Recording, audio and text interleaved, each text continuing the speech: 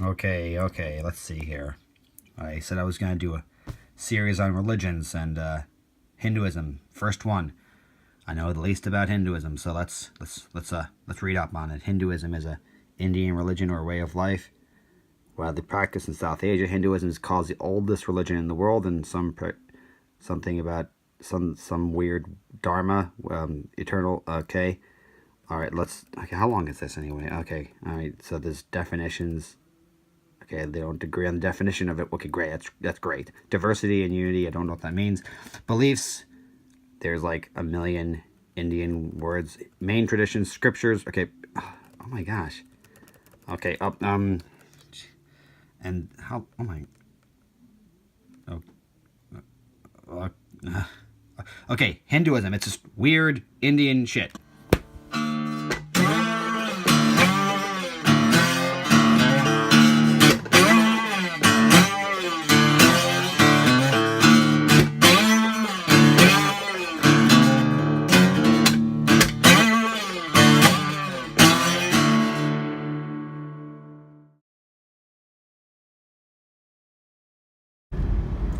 Okay, a huge disclaimer before I begin. If you're a Hindu, you're probably going to want to beat me up by the end of this video, and I completely understand.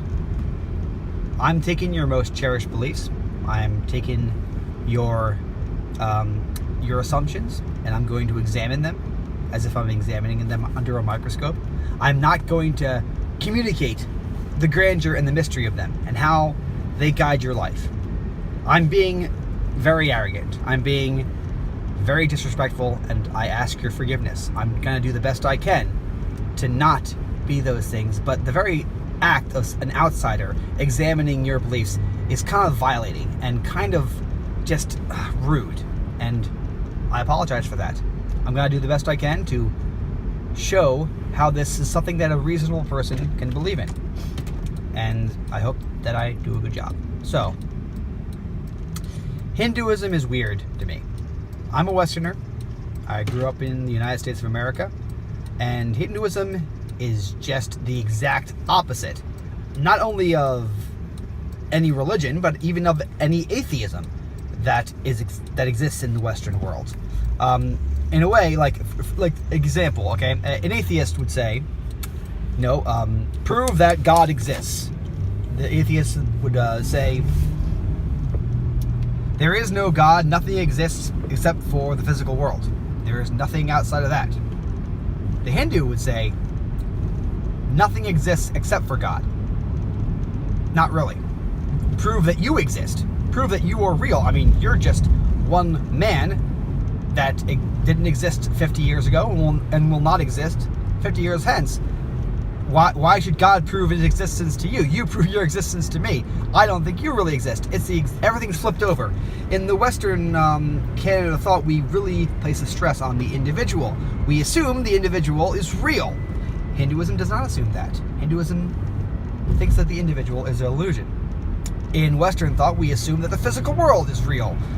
Hinduism assumes the opposite. Assumes that nothing is real except for God. In the Western world, we assume that if God does exist, he is outside and apart from the world, manipulating the world.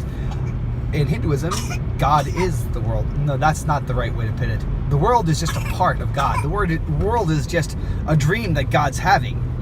And the underlying reality is much more present everywhere than we could ever imagine.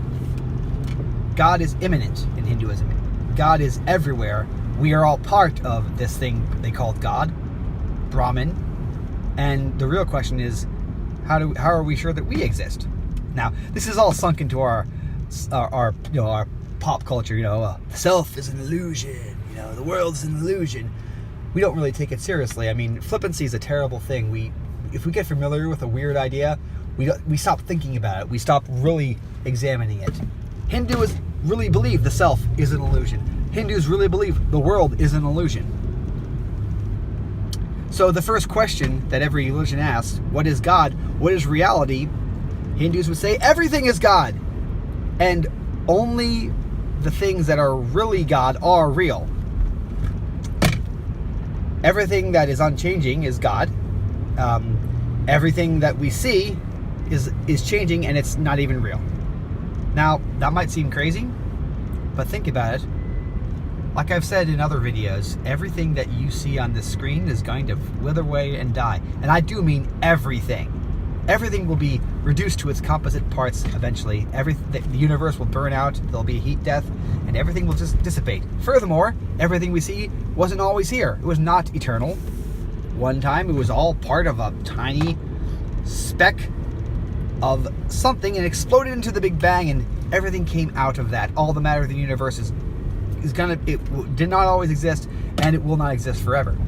So who are we to say that that the matter, the physical universe, is real? It certainly doesn't last very long. Isn't that the definition of what's real? But things like the life force inside of us, where the hell did that come from? Reincarnation. I used to think that reincarnation was a stupid idea. And I remember laughing at Buddhists because, as I got to talk about in the video on Buddhism, Buddhism really started as a way to escape from the endless cycle of reincarnation. And when I was a kid, I laughed and said, "Well, idiots, maybe reincarnation isn't real. Duh. Your whole religion is based on an assumption." Well, hold on a second. First of all, reincarnation is a really good way of explaining the soul. And this really got driven home to me once I had kids, and I saw like my child's personality emerge really quickly out of nothing. I mean, right now there's a baby. Yep, there he is. He's yelling because I'm yelling. He wants to talk with me. See, he wants to communicate with me. This baby that's talking there, he's 1.5 years old. That's all the time his personality has had to emerge. But it exists, and it's very complicated and sophisticated, and he's self-aware. He knows himself already. And, you could believe two things about this. You could believe, that just came from the brain processing and chemicals somehow just made an illusion. Or you could believe that there's an Atman, a life force. That's really just part of the underlying reality, the Brahman. And this Atman travels from body to body. It just comes up and emerges in different places.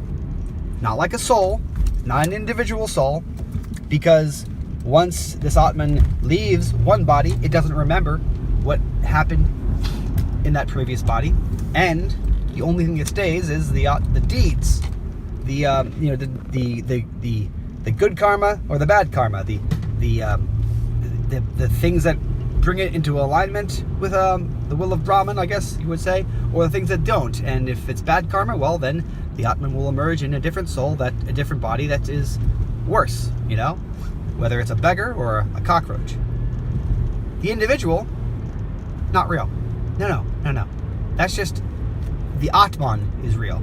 And the Atman, the individual, is just another mask that the Atman is wearing. So all of our talk about individuals and how, each of us is a sovereign individual, we have our sovereign rights, that's an assumption that Hinduism doesn't make. And if you look at just how babies emerge and how souls emerge, it doesn't really make sense to make that assumption unless you have a reason to that's not just observation. I think that if a scientist were to look at and wonder where does a soul, where does an individual come from, reincarnation is a really good explanation for it. It really takes account for the facts. It gives a theory that has some evidence. Just look, my son has aspects of his grandfather.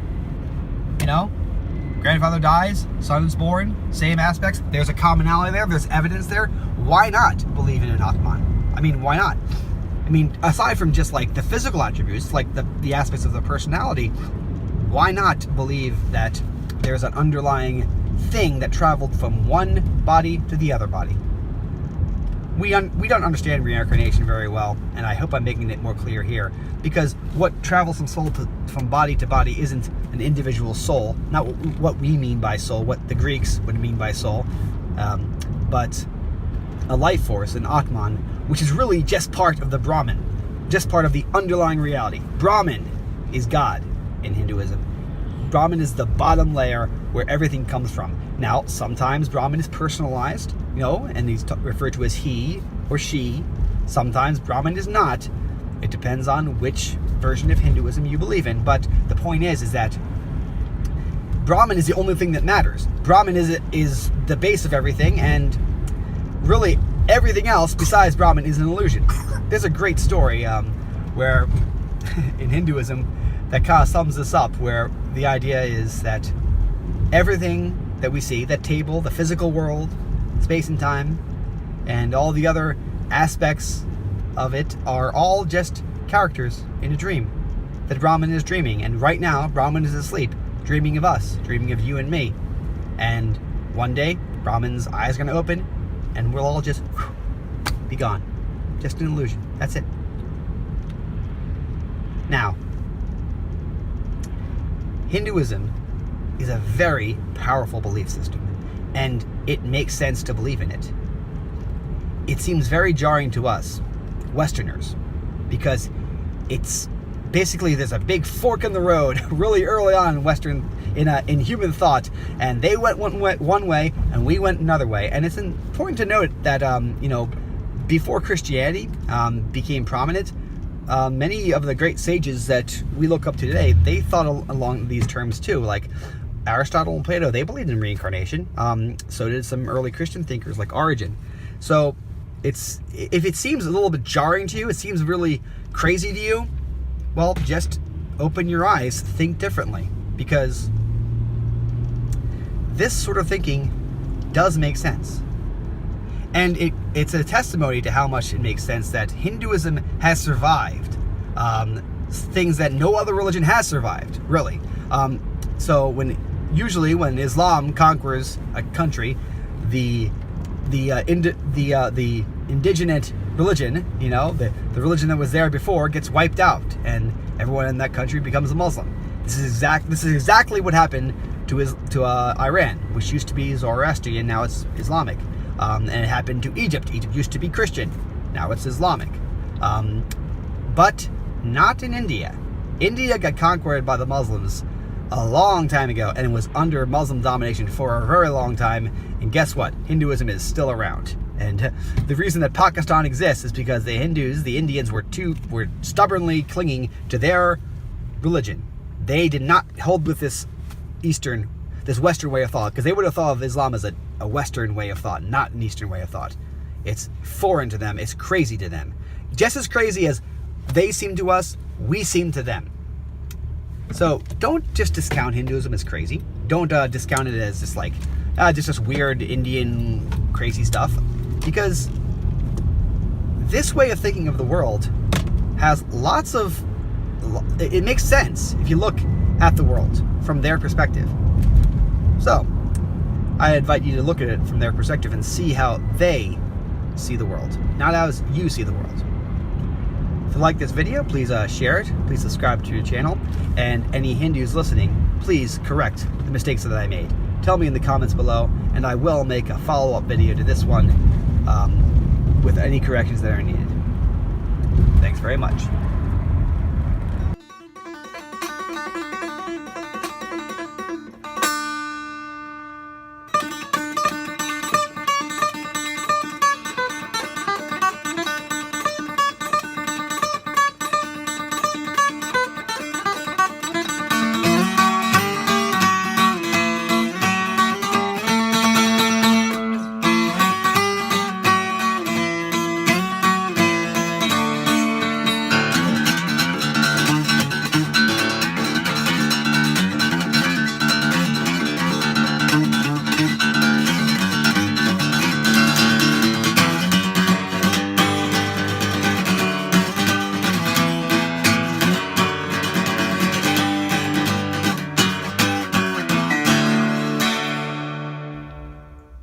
Baby reacting to ladder. What's this? Oh my. Like I can kill myself on this. Absolutely I can. Can't wait to kill myself. Stop it.